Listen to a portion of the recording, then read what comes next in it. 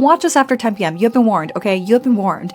So in 2019, this guy went hiking up the Appalachian Trail and he came face to face with something that he cannot explain. So he had been hiking solo and he decided that he was going to do like a overnight type of hike.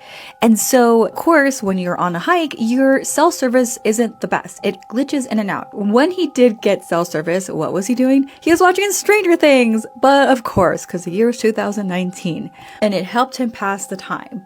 At one point, he stops to watch a few episodes and he's realizing that it's getting a little bit dark and he realizes that something brushed past his arm. And he's like, oh, it's a rabbit. No biggie, right?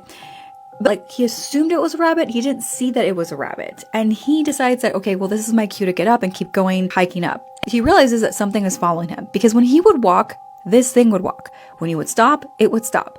To him, this was normal because he's like, oh, it's coyotes or something, right? So now we get to the moment where it's like very dark. It's night out.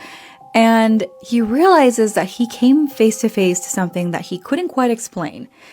He was staring at something, making eye contact, and it was like a little bit away from him, and it would sway.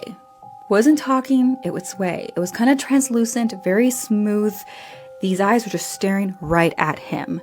It was 8 feet tall, human-shaped, almost translucent.